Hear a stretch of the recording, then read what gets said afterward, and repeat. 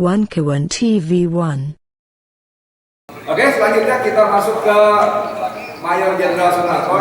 Ini ada majalah Tempo yang saya nggak ngerti, tapi kemudian kita mendapat semacam blessing ya, bahwa ternyata Aguan mengaku dipaksa, istilah Tempo Indonesia diperintah oleh Jokowi untuk membangun IKN seperti disebut Bang Said tadi, ya kan? Dan itulah sebabnya kita semua yakin bahwa PSN yang kita datangani 2 hari setelah pengumuman kita itu adalah hadiah dari Jokowi atas dukungan backup penuh Aguan dan para Taipan di IKN yang untuk menyelamatkan muka Jokowi. Istilah Aguan, kami mesti menjaga wajah presiden, bukan begitu. Nah, kemudian di pengantar yang menarik, Pak Mayor Jenderal Sunarko, itu Tempo menulis Aguan meninggalkan kantor di PIK 2 pukul 17.55 dengan ini Pak, dengan mengendarai Range Rover warna hitam berplat nomor Mabes TNI. Lalu di belakangnya dikawal mobil patroli polisi. Nah, soal ini sebetulnya Bang Marwan Batubara sudah memberikan informasi kepada saya. Kapus Pen TNI ya sudah memberikan penegasan bahwa tidak boleh kendaraan TNI dikendarai kecuali oleh personel TNI. Nah, sebagai jenderal yang pernah juga menduduki posisi-posisi penting dan strategis di TNI Angkatan Darat, mohon perkenan Mas Sunarko memberikan penjelasan. Monggo.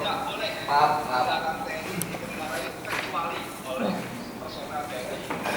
Terima kasih Pak Edi. Assalamualaikum warahmatullahi wabarakatuh. Satu pertanyaan tadi dari Pak Edi. Aguan menggunakan kendaraan dengan berplat dinas Mabes TNI. Terus terang saya katakan itu adalah ilegal. Lihat, karena plat nomor kendaraan dinas itu hanya untuk kendaraan dinasnya TNI. Memang banyak terjadi yang menyalahgunakan ini. Tapi singkat saya katakan, kalau ada orang sipil atau non personil TNI menggunakan mobil, ya mobil apa ya? Bukan mobil dinas dengan plat dinas, itu liar, itu ilegal. Aturannya itu hanya dipakai oleh personil TNI.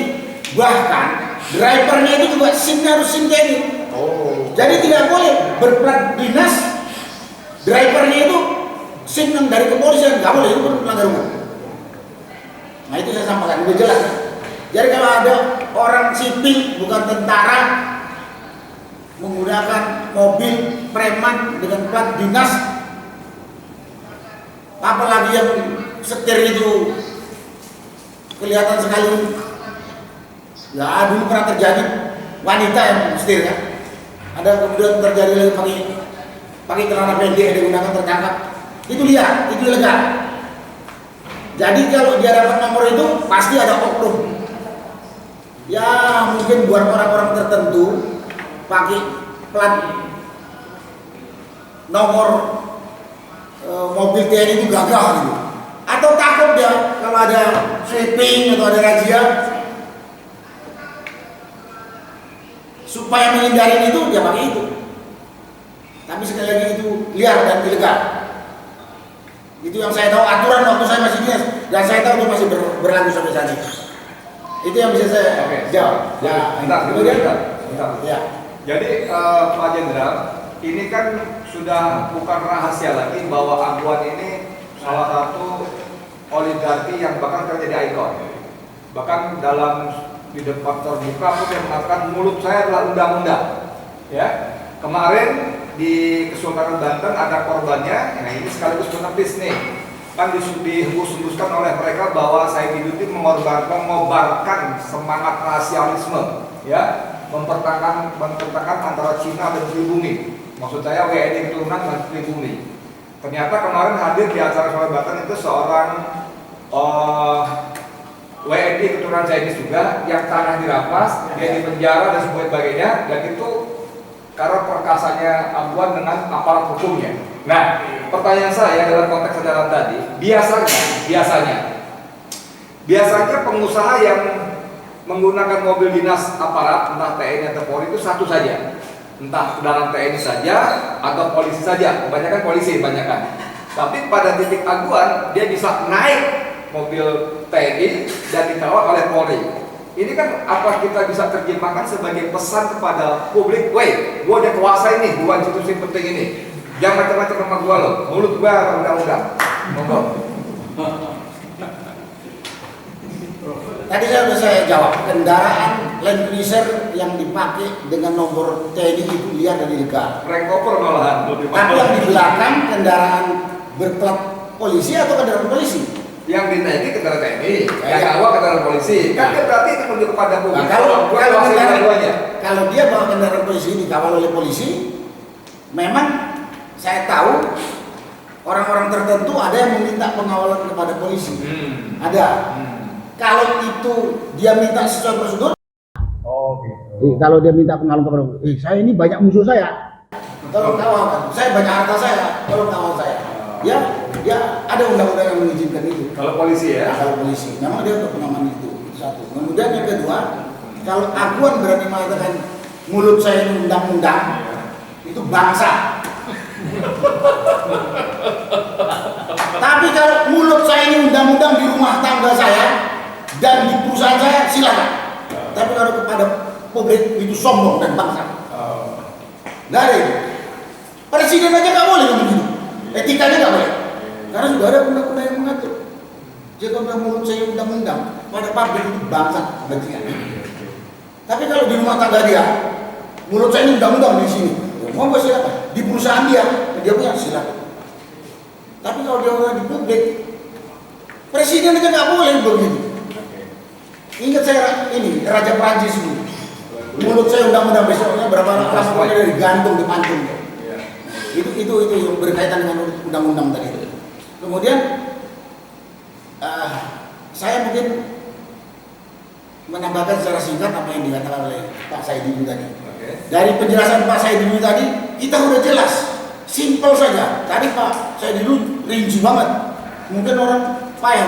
Kalau saya cuma lihat skep Menko tentang penetapan PSN, situ ada P2 dengan BSD. Kemudian ada surat dari Ketua Komite Percepatan Pembangunan Infrastruktur Prioritas. Di situ jelas yang disampaikan oleh Pak Saidini tadi. Kalau dijumlahkan cuma 1.755 hektar yang tadi daerah bisa katakan. Dari 1.755 hektar itu yang harus dibebaskan dari rakyat juga nggak sampai ratusan, karena yang lain memang tanah negara. Tapi faktanya sekarang dia udah ribuan penjara ke 8 kecamatan di sebelah baratnya, sampai di satu kecamatan Tanah Serang. Kalau kata Pak Saidini tadi itu perselingkuhan hukum. Kalau istilah saya enggak perselingkuhan, itu penipuan publik,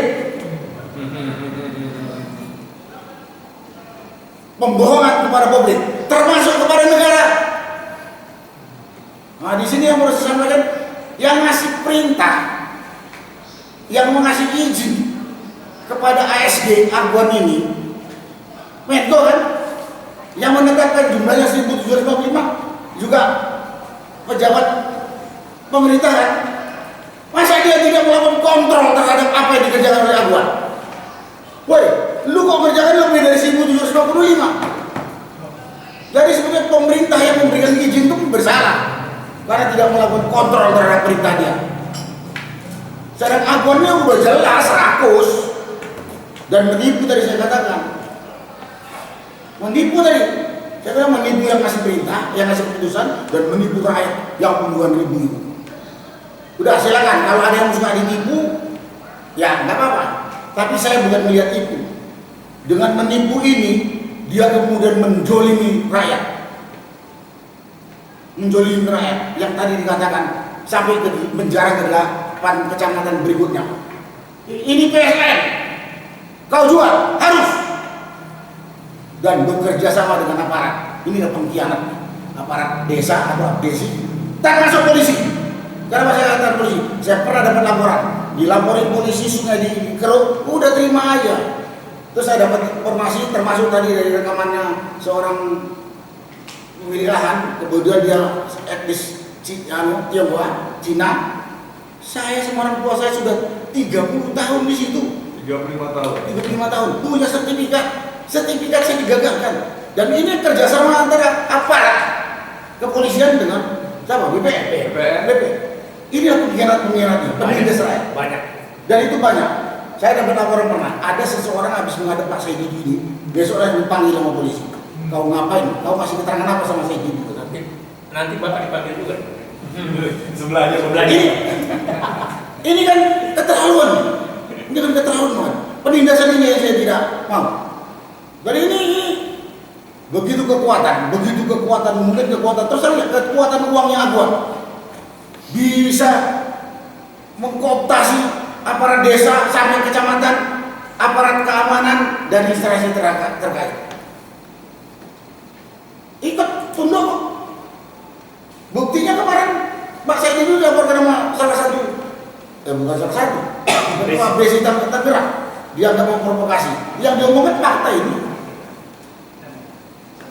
Dan ini, jadi saya konsernya kepada penindasan dilakukan oleh pengusaha, didukung oleh penguasa. Yang jadi korban itu rakyat miskin, rakyat yang makan gaya susah. Dan ini yang pengembang ini kan orang kaya. Apa enaknya jadi kaya hasil merampok orang miskin? Dan penguasa nggak ngeliat itu. Oke, saya tadi baru lihat polisi apa desa.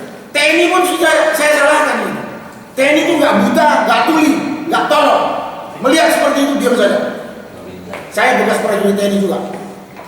Saya bekas komandan Kodim, saya bekas komandan Korem.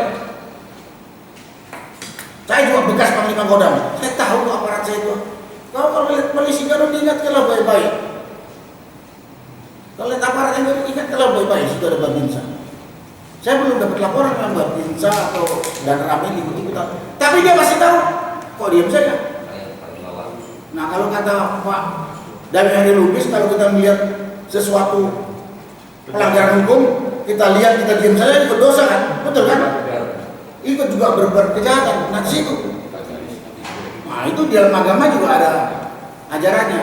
Itu yang saya katakan. Karena itu pada kesempatan ini, yang pertama saya minta para aparat yang telah dikooptasi oleh pengusaha rakus ini, berhentilah kamu jadi begundalnya pengembang rakus ini. Dosa kau dan sampai hati kau. Rakyat miskin diperas sama orang kaya, kau diam saja. Ya kalau kaya dulu payah usaha yang baik, halal, mau silakan nikmati. Lah saya kaya sih ngerampok rakyat kecil itu apa enaknya sih? Apa enaknya? Di samping itu, saya sebagai warga negara, saya juga orang Banten karena saya tinggal di Banten, melihat penjara seperti itu luar biasa. Saya bilang, saya terus ingat backdrop yang dibuat oleh Kesultanan Banten. Banten bukan Singapura dan tidak akan jadi Singapura selamanya. Tapi tadi mungkin kurang yang disampaikan oleh Pak Saidi. PIK 2 yang sudah dibangun itu dipasang tembok kayak tembok Berlin. Betul kan Pak? Jadi PIK 2 yang sudah dibangun dipasang kayak tembok seperti tembok Berlin yang udah roboh itu. Sepanjang hampir 23 km kan. Pikir saya kalau dibiarkan kita diam saja, mungkin yang 100.000 hektar itu dipagar juga kayak itu. Kalau terjadi, mau jadi apa kita? PIK 2 itu saya udah katakan sekarang calon negara dalam negara. Sekarang menurut saya calon negara dalam negara. Melihatnya dari pagar itu aja. Dan kesenjangan antara dalam pagar dan luar pagar kayak siang dengan malam. Kesenjangan kehidupan rakyat itu. Silakan lihat. Mau jadi apa negara kita? Dan yang terutama saya menuntutkan pada pemerintah.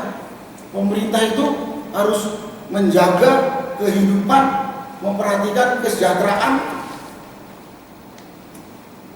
terus menjaga keadilan rakyat. Bukan tambah senjang kehidupan seperti sekarang ini gitu. Ya, jadi kesenjangan tadi, ketidakadilan tadi nyolok di depan mata.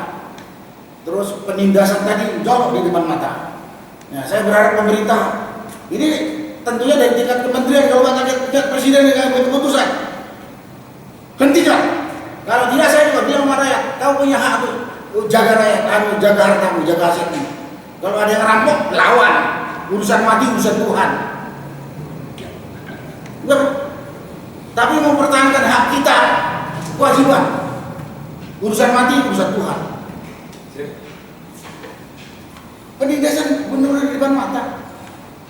Jadi, udah. Kemudian pada pengembang, jangan rakus banget lah kau. Mati kau nanti sebentar nggak bisa kau bawa harta.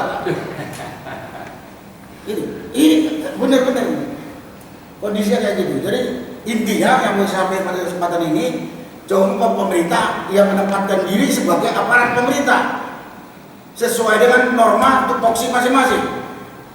Pengembang, kau boleh saja mau kaya, tapi bukan menindas orang lain. Lakukan langkah-langkah yang benar.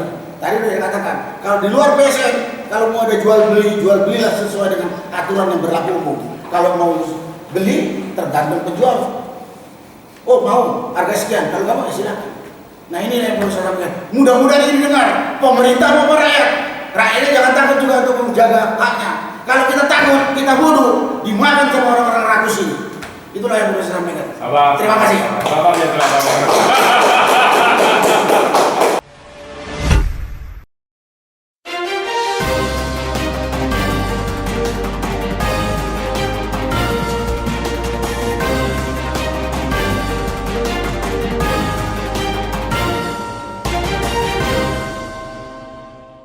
One Kawan TV 1